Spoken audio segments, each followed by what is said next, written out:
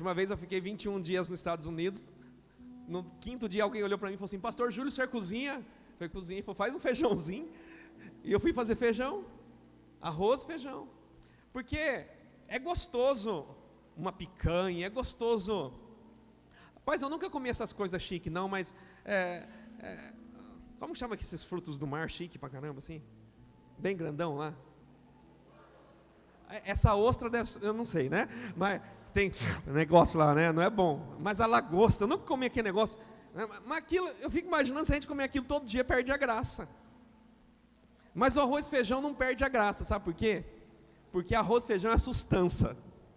Assim falava lá no interior de Paranavaí, né? Arroz com feijão é sustância.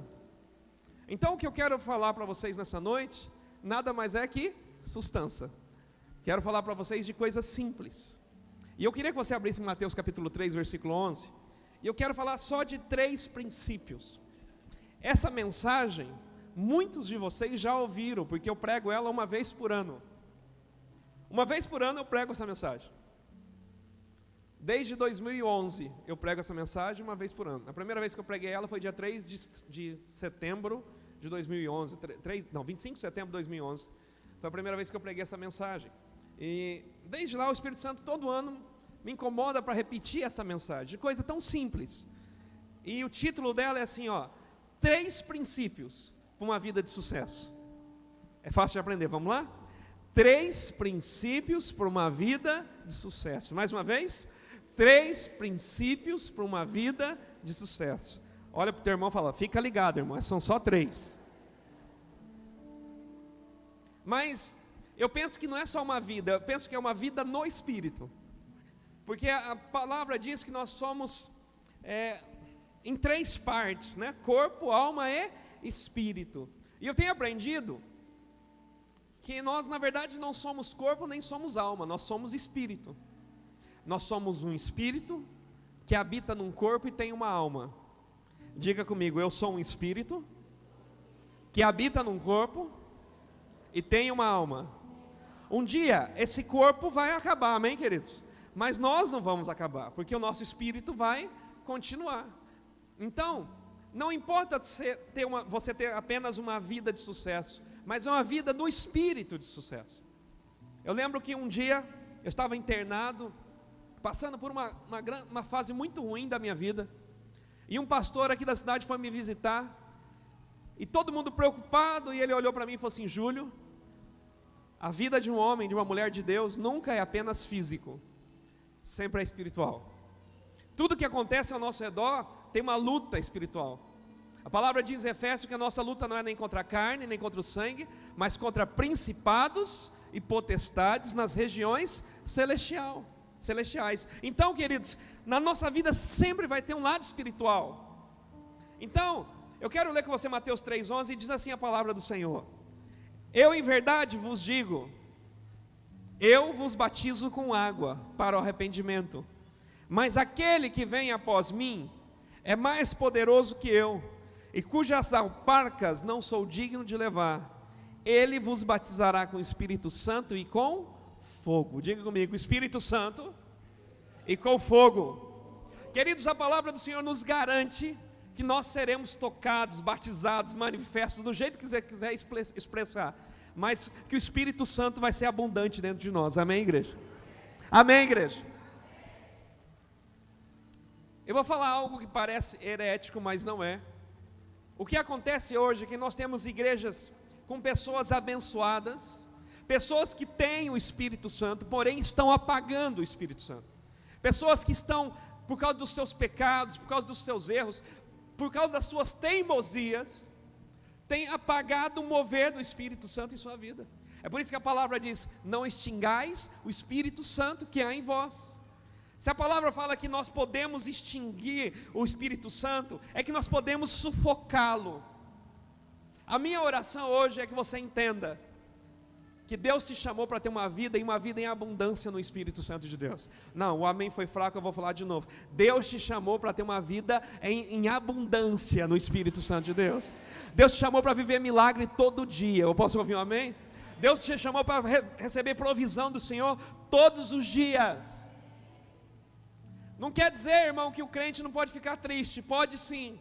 Mas o discípulo do Senhor sabe que a sua tristeza, ela é temporã, é só um tempo. Ele sabe que o choro pode durar uma noite, mas a alegria vai vir pela manhã. Ele sabe que ainda que pessoas se levantem com você, a palavra nos garante, 1000 cairão ao meu lado, 10.000 à minha direita, mas eu não vou ser atingido. Eu posso ouvir um amém da igreja? Então, queridos, eu quero falar desses 3 princípios. Eu quero começar falando para você que nós precisamos viver uma vida no Espírito Santo. Jesus, que é o nosso maior exemplo, ele viveu cheio do Espírito Santo. Abre a sua Bíblia em Lucas capítulo 4, versículo 1. Deixa a tua Bíblia bem preparada, nós vamos ler muitos textos hoje. Preste atenção, Lucas capítulo 4, versículo 1 diz assim: E Jesus, cheio do Espírito Santo. Como que está falando que Jesus estava aí?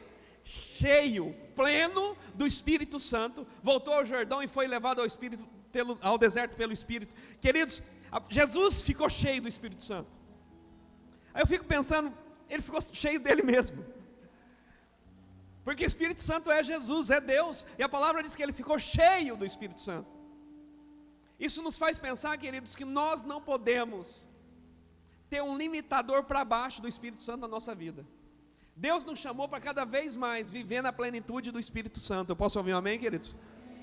Olha para o irmão que está ao teu lado e fala assim: esse ano é um ano que você vai voar no Espírito Santo de Deus. Fala para ele, você vai voar na presença dEle. Querido, como é bom você ouvir o Espírito Santo de Deus.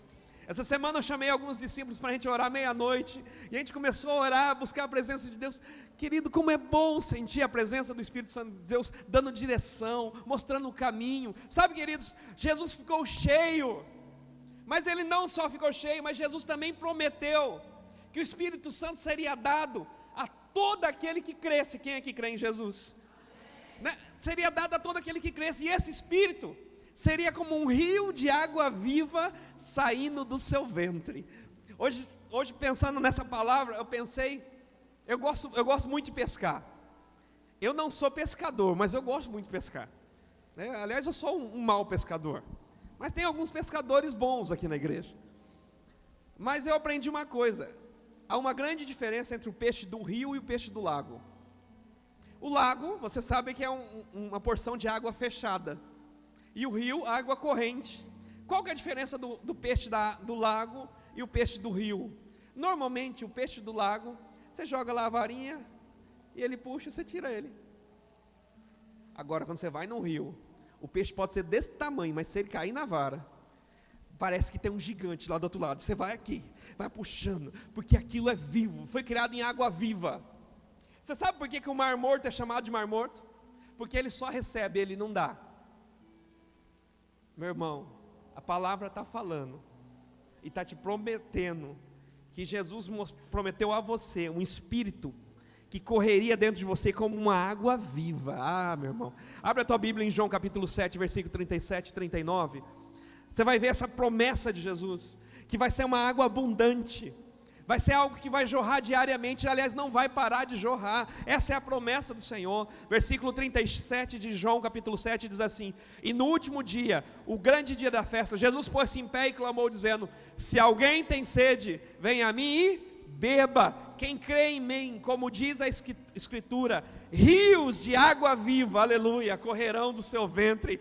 E disse isso do Espírito que havia de receber os que nele crescem, porque o Espírito Santo ainda não fora dado, porque ainda Jesus não havia sido glorificado. Jesus está falando assim: olha, se você crê em mim, vai fluir dentro de você aí algo como um rio, que não para, e o nome dele é Espírito Santo. É por isso que nós precisamos viver essa vida cheia do Espírito Santo, queridos, cheia, abundante. O Espírito Santo é aquele que vai nos ensinar todas as coisas. Diga comigo, todas as coisas. Diga assim: o Espírito Santo me ensina a trabalhar. Diga para a pessoa que está ao seu lado: ele te ensina a viver um relacionamento. Ele te ensina a perdoar. Diga assim: ele ensina todas as coisas. Você crê nisso? Abre a tua Bíblia em João capítulo 14, versículo 26. Olha o que a palavra do Senhor fala sobre a direção do Espírito Santo na nossa vida, querido. A palavra diz assim: mas aquele Consolador, o Espírito Santo, que o Pai enviará em meu nome, esse vos ensinará todas as coisas. Diga comigo, todas as coisas. E ele vos fará lembrar de tudo quanto vos tenho dito. A palavra está falando que ele vai te ensinar todas as coisas. Pastor, como assim? Ele vai se meter em tudo? Se você deixar. Se você deixar, ele vai guiar o teu caminho. Salmo 23 diz que o Senhor é o meu pastor, guia-me mansamente por águas tranquilas. Se você deixar ele ser o teu pastor, se você deixar o Espírito Santo te guiar, queridos, ele vai te conduzir e vai te ensinar todas as coisas. Vai te ensinar. Deixa eu falar uma coisa de mim e da Vanessa, para você entender. A Vanessa, vocês já viram, a Vanessa fala quase nada, e eu falo muito.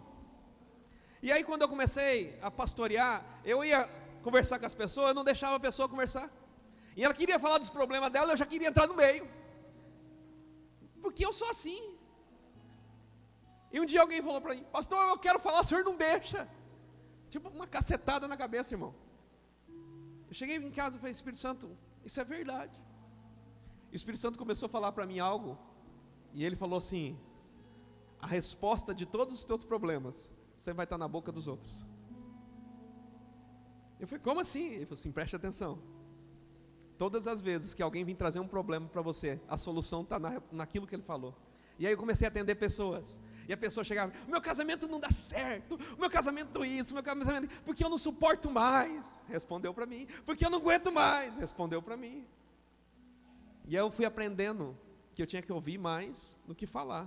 Aliás, olha para o irmão que está ao teu lado e fala assim: eu preciso aprender, fala para ele, a cada dia, a ouvir mais e falar menos. Não sei se Deus está falando com você, mas deixa ele agir aí agora. Principalmente se o marido falou para a esposa, agora é um problema. Mas sabe, queridos, o pai vai te ensinar todas as coisas, a cada dia.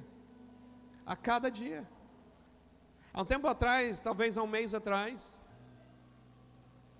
eu passei por um problema pessoal muito difícil. Muito difícil.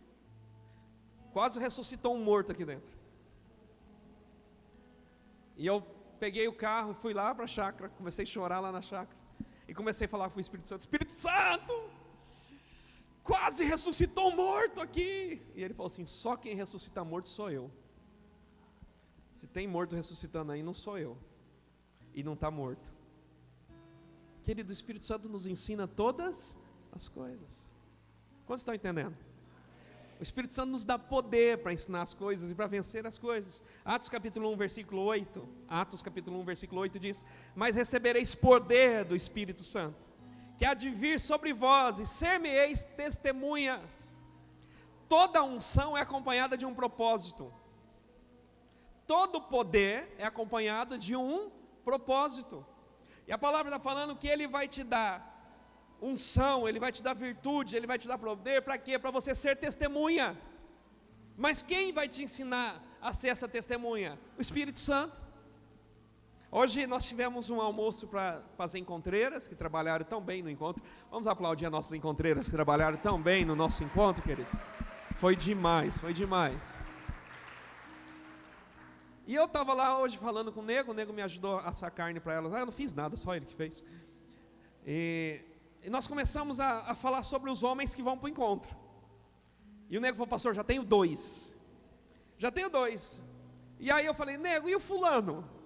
Ele falou: nossa, pastor, o fulano vai para o encontro também, serão 3. Sabe quem nos faz lembrar das coisas?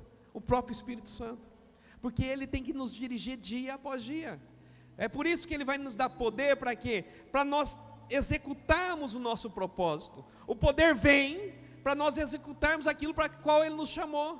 Sabe, queridos, Deus tem derramado uma unção poderosa para aqueles que querem viver uma vida vitoriosa no Senhor. Quantos aqui querem viver uma vida vitoriosa no Senhor? Sabe, queridos, obedecendo, cumprindo propósitos que o próprio Deus deixou em sua palavra, para que nós pudéssemos ser abençoados. Uma vida no Espírito não é um rótulo, mas é uma vida prática, diária. Eu acho tão legal quando as pessoas voltam do encontro, aquele fervo. Eu comecei a ver as fotos, vi gente caído lá na porta. É legal demais, não é? Mas eu sempre falo para os encontreiros o seguinte: o encontro começa para você na segunda-feira. Para você que foi no encontro, o encontro não começou na sexta, o encontro começou na segunda. Quando você saiu daqui, chegou em casa, alguém falou para mim: deixa de ser boba, esse negócio de ser crente. Na segunda-feira eu tenho certeza que o demônio levantou muitas situações para você não estar nem aqui hoje. Sabe por quê, queridos? A vida no Espírito é uma vida cotidiana. Teve alguém que falou para mim: pastor, se pudesse o encontro, seria todo final de semana, eu não saía mais daqui. É verdade, eu também não. Mas a vida é um encontro diário. A diferença é que aí não depende mais dos outros, depende da gente. Aí não tem mais gente servindo uma aguinha, não tem mais gente, na hora que você levanta a mão, tentando te ajudar. Porque é você. É por isso que a vida no Espírito tem que ser diária. Eu falei de arroz e feijão. Quantos aqui almoçam todo dia? Você almoça todo dia, não é verdade? Você janta todo dia? Por quê? Porque sem alimento você não aguenta. E sem se alimentar da presença do Espírito Santo, você também não vai aguentar. Você precisa se alimentar diariamente. Ontem eu fui num casamento, e você sabe que todo bariátrico tem que comer de 3 em 3 horas. E eu fui num casamento muito abençoado. E eu sou esperto, irmão, eu levo a maçãzinha, eu levo o bombonzinho. Mas eu olhei para a irmã Cleide. A irmã Cleide estava sem comer há umas 5 horas já. E ela estava amarela. Eu olhei para ela: o que foi, irmã? Não estou bem. Faltou alimento. Quando falta alimento, a gente fica fraco. Na hora que chegou a comida, a Cleide parecia uma leoa, assim, para comer a comida. Por quê, querido? Quem não come não fica em pé. Quem não se alimenta da presença do Espírito Santo não vai aguentar as dificuldades da vida. Quem não se alimenta diariamente do Espírito Santo, vai ter dia que vai parecer que vai estar morrendo. Sabe, queridos, é uma vida prática de oração, de meditação da palavra, de adoração. Quem decide viver no Espírito não olha para as circunstâncias, mas tem uma vida baseada na fé. Quem decide viver no Espírito não está olhando o mar na frente, ele está sabendo que Deus mandou marchar, então ele marcha. Sabe, queridos, através de uma vida, de um caminho de fé, para isso nós precisamos entender a liderança do Espírito Santo em nossas vidas e crer na simplicidade do Evangelho. Diga comigo: o Evangelho é simples. Não, vou falar de novo, vamos lá. O Evangelho é simples. Todo mundo? O Evangelho é simples. Irmão, eu não tenho nada contra essas correntes 7 semanas na campanha do monte. Eu não tenho nada contra essas coisas. Aliás, eu já fiz e já faço também. Mas o Evangelho é simples. Se você quer ter uma vida abençoada, você não precisa de macumba gospel. Se você quer ter uma vida abençoada, você precisa obedecer. Sabe por quê? Não adianta nada você fazer 7 semanas de oração, jejum, sem nada, se você continua desobedecendo. Não adianta você fazer tudo que propõe. Eu acho legal isso. As mulheres no encontro fizeram aquele jejum. Que maluco o jejum que a mulherada faz. É legal, é bacana, mas não adianta fazer nada disso se eu olho para o meu irmão e eu minto para ele. Não adianta fazer nada disso se eu não pago as minhas contas. Não adianta fazer nada disso se em casa eu não respeito meu esposo, minha esposa, meus filhos. Quantos estão me entendendo? É por isso que o Evangelho é simples. Não tem muito para inventar, tem muito para obedecer. E eu quero falar dos 3 princípios. Diga comigo: o primeiro princípio é orar. Pastor, mas eu já sei isso. É verdade. Já sabe? Tem orado? Tem orado, buscado a presença do Senhor? Tem a cada dia se dedicado à oração, orando em línguas, orando na presença do Espírito Santo? Sabe, queridos, abre a tua Bíblia em Atos capítulo 2, versículo 1 a 4. Atos capítulo 2, versículo 1 a 4. Aleluia. E cumprindo-se o dia do Pentecoste, estavam todos concordemente no mesmo lugar. E de repente veio um som, veio do céu um som como de um vento veemente e impetuoso, e encheu toda a casa que estavam assentados. E foram vistas por eles, repartidas como as de fogo, línguas, as quais pousaram sobre cada um deles. Olha o versículo 4. E todos foram cheios do Espírito Santo. Digo, todos foram cheios do Espírito Santo. E começaram a falar em outras línguas, conforme o Espírito Santo lhe concedia que falassem. Queridos, isso tem sido um princípio pouco compreendido nos dias de hoje. Sabe por quê? Línguas, oração em línguas, não é para você se sentir melhor ou pior que o outro. Eu sei que aqui não tem, mas eu conheço muito crente, porque ora em língua, acha que é melhor que aquele que não ora em língua. Já viu crente pedindo para Deus trazer a oração em línguas, para ser tocado? Eu nunca vi gente orando e falando assim: Deus, me dá mais amor ao próximo. Deus, me ajuda a perdoar mais as pessoas. Não, Deus, eu quero receber oração em línguas. Versículo 4 diz que o Espírito Santo, Ele concede a quem interessa, conforme Ele quer. Tem gente que se acha especial, porém oração em línguas é para edificação própria. Diga comigo, oração em línguas é para edificação própria. Sabe, queridos, você sabe disso, há 2 anos atrás eu fui presidente do conselho de pastores da cidade. E eu tenho um sonho para essa cidade. O meu sonho é que essa cidade se renda aos pés do Senhor Jesus.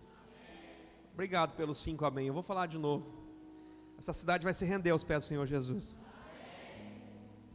E aí eu assumi o conselho de pastores, por misericórdia do Senhor, e algumas coisas foram acontecendo, e eu fiquei triste com algumas coisas e feliz por outras. Mas no final do ano passado, o Espírito Santo me trouxe uma revelação particular. O Espírito Santo falou para mim: Júlio, qual que é a visão que você segue? Eu falei: MDA. Ele falou: olha para os corações. Aí eu olhei para os corações do MDA, e o primeiro coração lá estava lá: Igreja de Cristo na Terra. Eu achei lindo aquilo, comecei a falar: fala, Senhor. Ele falou assim: como se edifica a igreja de Cristo na terra? Eu respondi: dentro do coração há um coração chamado igreja local. Eu comecei a falar: Espírito Santo, o que o Senhor quer falar? Ele falou assim: como que se edifica a igreja local? Através das células. Eu falei: legal, muito bom, isso tudo eu já sei. E ele falou assim: como se edifica as células? O próximo coração? O discipulado. Eu falei: tá bom, Espírito Santo, o que o Senhor está querendo falar comigo? Ele falou assim: não se edifica o reino de fora para dentro, é de dentro para fora. Você não vai conseguir edificar a cidade de fora para dentro, é daqui para lá. Sabe o que isso me fala, queridos?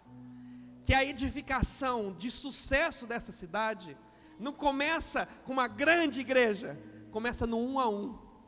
Quando nós todos nos edificamos, vamos nos enchendo da presença do Espírito Santo, vamos buscando a oração em línguas para nos edificar, e vamos fazendo a diferença lá na Vila Operária, lá no São Jorge, lá no São Vicente, na célula na minha casa, no meu casamento, na minha família. Quando eu vou edificando isso, eu vou edificando o reino. É por isso que você precisa aprender algo, querido: quem ora em línguas, a si mesmo se edifica. Olha para a pessoa que está ao teu lado e fala: a mudança que Paranavaí precisa começa comigo e com você. Fala para ele.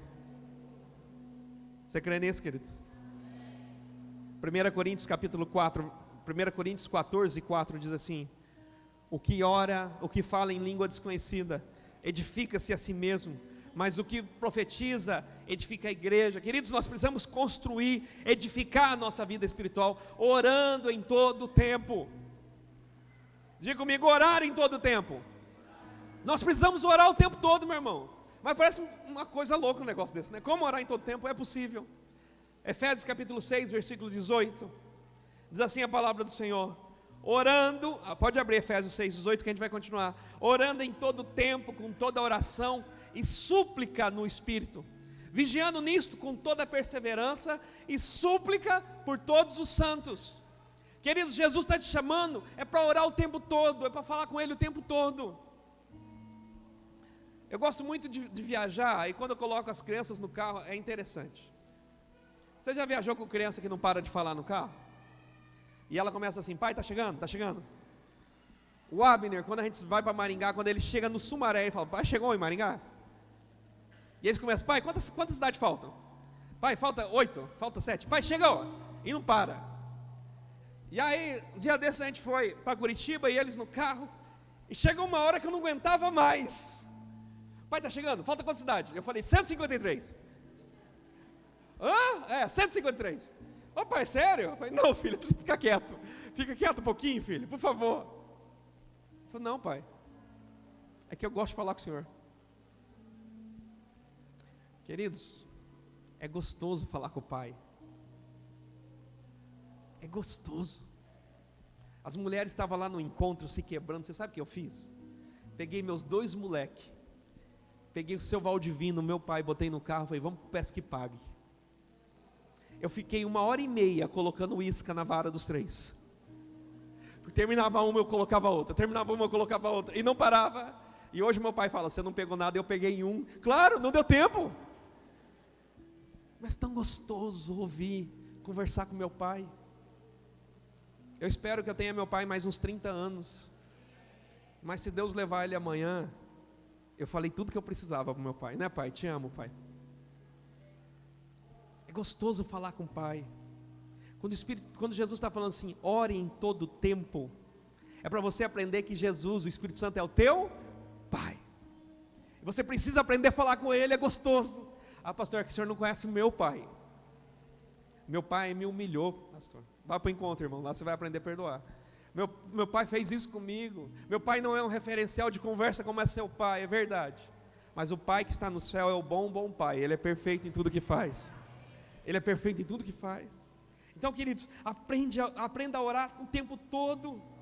Sabe, Efésios capítulo 5, versículo 18 em diante, diz assim: e não vos embriagueis com vinho, em que há contenda, mas enchei-vos do Espírito Santo de Deus, aleluia, falando entre vós com salmos, hinos, cânticos espirituais, cantando, salmodiando ao Senhor no vosso coração, dando sempre graças por tudo ao nosso Deus, que está, nosso Deus e Pai, em nome do Senhor Jesus Cristo, sujeitando-vos uns aos outros no temor de Deus.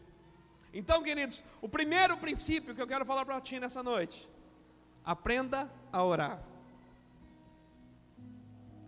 Lembra daquele ditado que eu sempre falo aqui? Muita oração, muita oração, muita oração, pouca oração, nenhuma oração, nenhum poder. Nós precisamos aprender a orar. E aí, querido, eu estou só no primeiro passo, mas eu já poderia terminar a mensagem por aqui. Porque se eu quero viver uma vida de sucesso no Espírito, eu preciso aprender a orar. Eu preciso aprender a falar com meu pai. Ah pastor, o senhor é pastor. Não, oração não é para pastor, oração é para todo discípulo de Jesus. Mas a todos quanto receberam, deu-lhes o poder de serem feitos filhos de Deus. Se você é filho, você precisa aprender a falar com o pai. Quantos aqui são filhos de Deus? Quantos aqui são filhos de Deus? Diga assim, eu vou falar mais com meu pai. Fala assim, eu vou falar mais com meu pai. Viu como o evangelho é simples? Eu falei que vou falar de 3 princípios muito simples. O primeiro é oração. O segundo, meditação na palavra. Diga comigo, meditar na palavra de Deus. Queridos, a meditação na palavra, eu amo essa história de meditar, porque a palavra meditar, ela está ligada a um verbo chamado ruminar. O que é ruminar? Eu vou falar uma coisa muito nojenta agora. Imagina um monte de boizinho. Você já viu um monte de boizinho na estrada, tudo parando lá e fica aqui, ó. Você sabe como funciona o processo gástrico do boi? Ele come o matinho. É nojento, presta atenção. Ele come o matinho vai no estômago e depois volta. E aí ele continua comendo, tirando todos os nutrientes daquilo. Meditação na palavra é você ruminar na palavra. Sabe o que é isso? É você chegar em casa, anotou todos os versículos, como alguns estão fazendo aí, e falar, deixa eu ver se aquilo que o pastor falou é verdade. Sabe por que tem muita gente caindo hoje? Porque estão escutando qualquer coisa de qualquer forma e não vão conferir se aquilo é verdade. A palavra está falando, nos ensinando que nós precisamos meditar na palavra. O Salmo 1, versículo 1, diz que bem-aventurado o homem que não anda segundo o conselho dos ímpios, não se detém no caminho dos pecadores, nem se assenta na roda dos escarnecedores, antes tem o seu prazer na lei do Senhor, e nela medita de dia e de noite. Diga comigo, de dia e de noite. Pastor, o senhor falou que tem que orar o tempo todo, agora meditar na palavra de dia e de noite? Porque o Evangelho não é um momento, o Evangelho é a sua vida, é o tempo todo. A palavra diz que aquele que medita na palavra do Senhor será comparado a uma árvore plantada junto ao ribeiro de águas, que sempre vai produzir frutos, sempre. A palavra diz assim, versículo 3, pois será como árvore plantada junto ao ribeiro de águas, a qual dá o seu fruto no seu tempo, as suas folhas não cairão, e tudo quanto fizer, diga, tudo que fizer, vai prosperar. Irmão, peraí, quem trouxe Bíblia aí? Levante a tua Bíblia, levante seu smartphone, vai lá, isso. Não adianta você levantar se não tem Bíblia dentro do smartphone, né? Só tem WhatsApp aí. Levante sua Bíblia, diga assim, eu sou o que a Bíblia diz que eu sou. Diga assim, eu tenho o que a Bíblia diz que eu tenho. Diga, eu posso o que a Bíblia diz que eu posso. Pode baixar. Você crê mesmo nisso? Você crê mesmo nisso? Por que você tem medo então?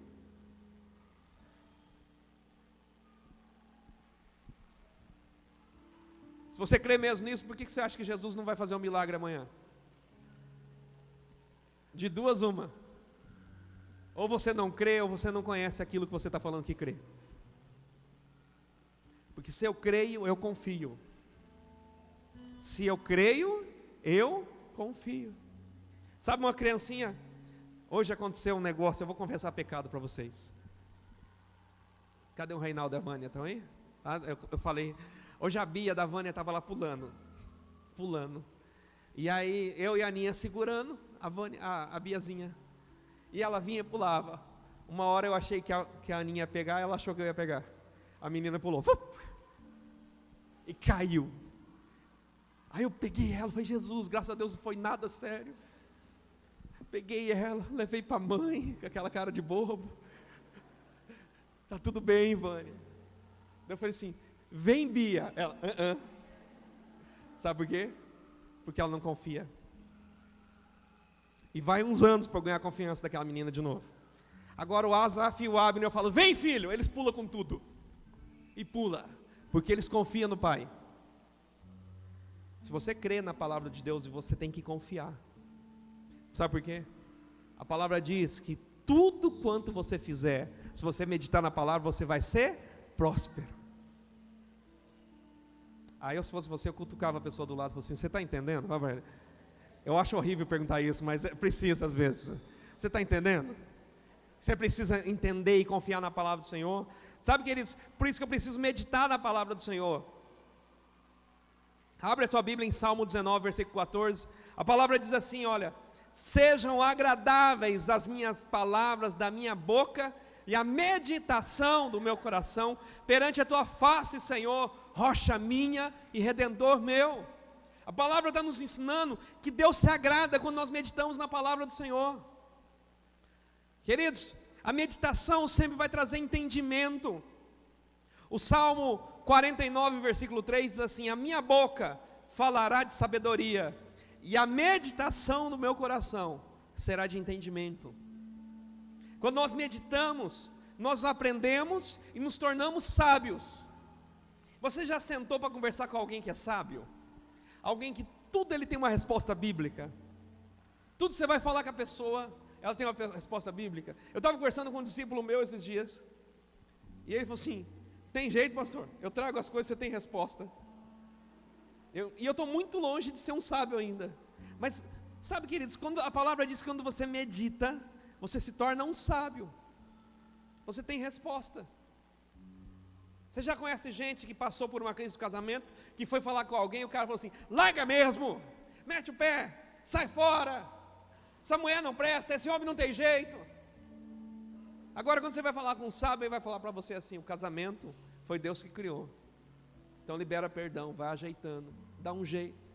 Sabe, queridos, o Salmo 119, versículo 97, Salmo 119, versículo 97 em diante, diz assim, ó Jesus, quanto eu amo a sua lei, ela é minha meditação todo dia, tu pelos teus mandamentos me fazes mais sábio do que os meus inimigos, pois estão sempre comigo. Eu tenho mais entendimento do que os meus mestres, porque os teus testemunhos são a minha meditação. Quando nós meditamos, queridos, nós nos tornamos guerreiros do Senhor, porque nós entendemos do que nós estamos falando. Efésios capítulo 6, versículo 17 diz: tomai o capacete da salvação e a espada do Espírito, que é a palavra de Deus. Efésios capítulo 6, versículo 17: tomai o capacete da salvação e a espada do Espírito, que é a palavra de Deus. Então, queridos, eu falei já de 2 princípios hoje à noite. O primeiro princípio é oração. Segundo princípio, meditação na palavra. Vamos falar todos juntos? Primeiro princípio. Segundo princípio. Você já sabia disso? Você já conhecia isso?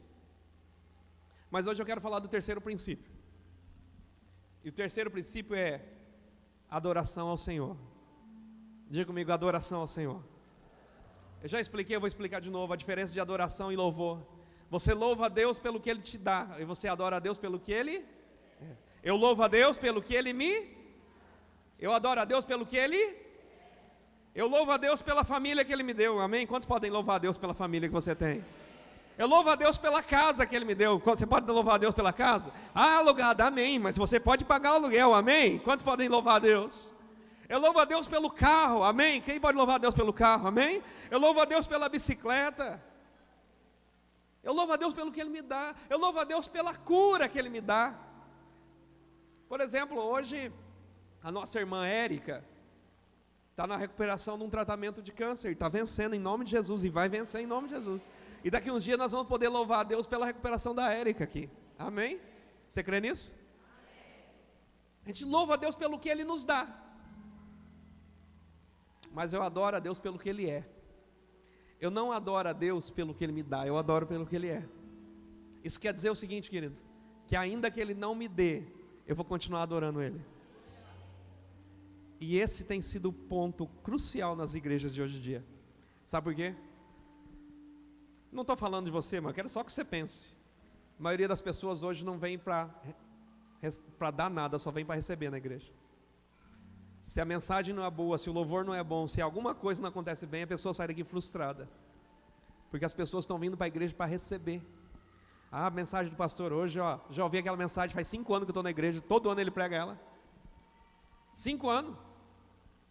E daí? Você não veio aqui para receber, você veio aqui para prestar culto. Vou falar de novo que o amém veio só desse lado aqui. Você veio para prestar culto. Ah, mano, não gostei, o louvor hoje que a Keila lá foi mais ou menos. E daí? Não foi para você, cabeção? Foi para Deus. O nosso problema é que as igrejas hoje estão muito assim, ó. Ah, eu vou lá, eu preciso da restauração do meu casamento. E aí a pessoa sai frustrada, porque não teve a restauração do casamento. Não adiantou fazer as 7 semanas de jejum e oração, não teve a restauração.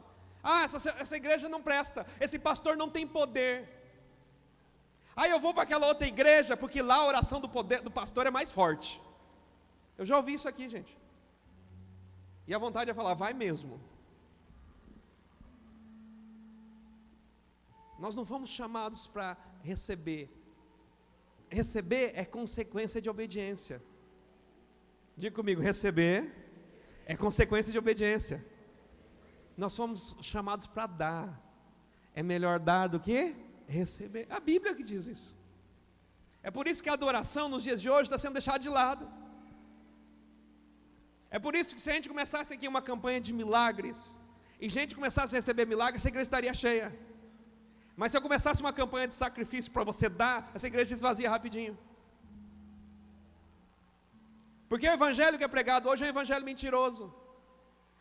É o evangelho que se você fazer isso, você vai receber a bênção. Não, irmão, eu já recebi a minha bênção. Eu recebi a minha bênção na cruz de Cristo, quando Ele morreu por mim. Todas as outras coisas são consequências da obediência que eu tenho ao que? A palavra de Deus. E se eu sou obediente à palavra de Deus, as bênçãos vão chegar. Então eu preciso aprender, queridos, que a adoração é diferente de louvor. E Jesus não chamou pessoas para louvarem. João capítulo 4, versículo 24, diz que Ele está à procura dos verdadeiros adoradores. Ele não está à procura de cantadores, de louvadores. Ele está atrás de adoradores. Outra coisa, Jesus não quer adoração, Ele quer adorador. Porque a adoração Ele já tem no céu, irmão, o tempo todo. Mas Ele está atrás do quê? Adoradores.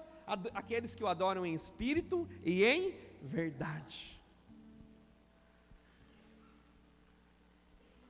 Irmãos, quantas vezes eu já subi aqui para ministrar a palavra de Deus? Minha vida não estava 100%, como talvez muitos de vocês esperavam que estivesse. Já subimos aqui muitas vezes para ministrar, tendo que pagar 12, 15 mil numa segunda-feira e não tendo um centavo no caixa. Já subi aqui em dia que não estava 100% com a minha família. Como assim, pastor? Pastor briga com mulher também, irmão. Pastor tem dificuldade com o filho também. É menos, mas tem. Mas eu nunca deixei de vir na igreja porque eu estou com problemas em casa. O pastor não veio hoje por quê? Brigou com a Vanessa. Mas tem gente que não vem na igreja porque brigou com o marido, com a esposa. E aí você é adorador ou você é louvador? Tem gente que não vem na igreja porque choveu. Irmão, inventaram um negócio chamado guarda-chuva.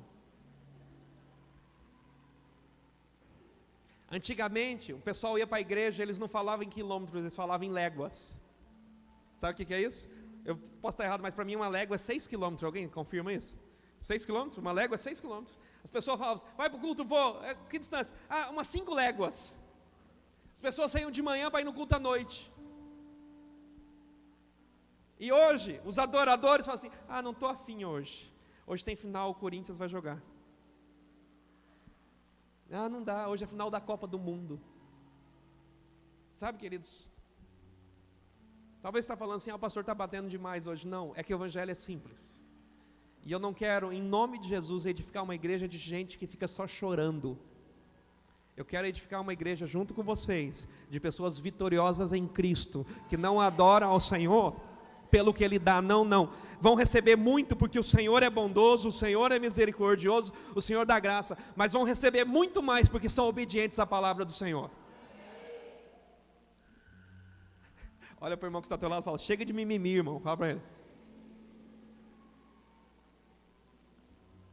Nós precisamos adorar a Deus, buscar a Deus. Abre a sua Bíblia em Gênesis capítulo 22. Gênesis capítulo 22. Nós vamos ver um exemplo de adoração.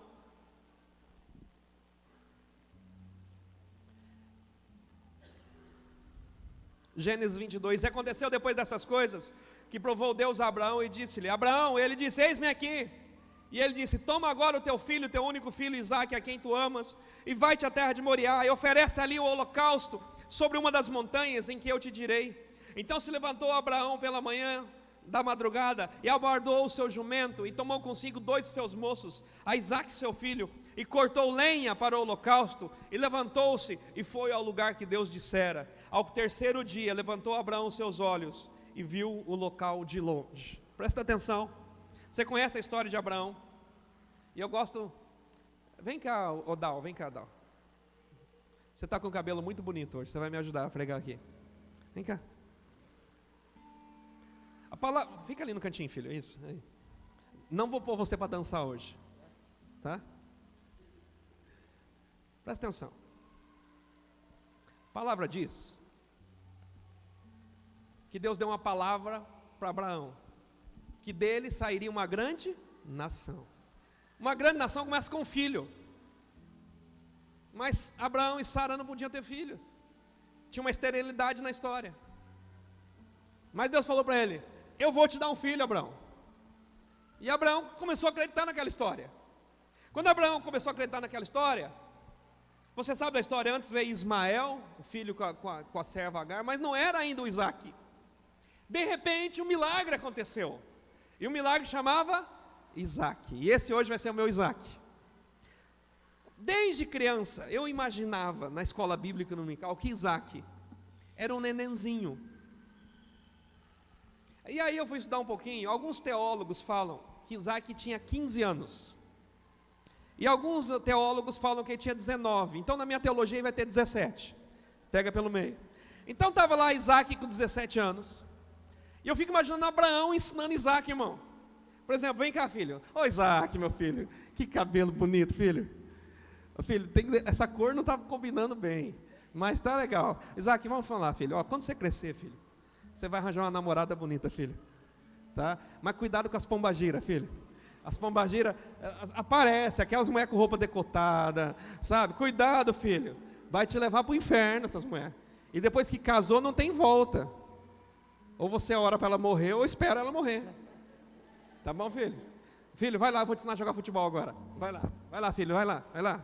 Filho, quando você crescer, você vai torcer para um time santo, tá, filho? Esse negócio de Corinthians não dá certo, filho. Às vezes ganha, mas só quando a ponte cai, né?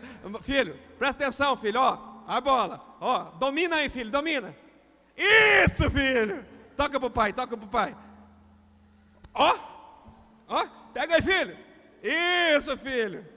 Você já imaginou, filho? Irmãos, Abraão ali, 17 anos ensinando o menino, ensinando a palavra de Deus para ele. E de repente, um dia Deus fala para ele assim: Abraão, sabe o Isaac? Sim. Filho que o Senhor me prometeu. Obrigado, pai, o Senhor me deu ele. Pois é, devolve. Como assim? Vai lá no Moriá. Vai lá e sacrifica ele. Mata ele. E mostra para mim que você é um adorador. Como assim? Mostra para mim que você me ama mais do que a sua promessa. E a história que nós estamos lendo aqui, fica ali, filho. Diz isso, em Gênesis 22. Que depois que Deus falou com ele, ao terceiro dia, ele começou a caminhar. Foi ele, Isaac e mais 2 servos. E depois de 3 dias de caminhada, ele levantou os olhos e ele viu ao longe de Moriá. Queridos, veja o versículo 5 de Gênesis 22. Coloca para mim o versículo 5. Versículo 5. Cadê o versículo 5? Olha lá. E disse Abraão aos seus moços: ficai-vos aqui com o jumento, e eu e o mancebo iremos até lá. Depois de, o que está escrito ali? Depois de adorarmos, voltaremos a vós. Presta atenção, olha o que Abraão está falando, que loucura ele está falando. Porque Abraão sabia que ele ia lá sacrificar quem? O jovem mancebo. E ele fala assim: eu vou ali, eu vou adorar e já eu volto. Não parece uma frieza demais, queridos? O mais interessante, olha o versículo 6.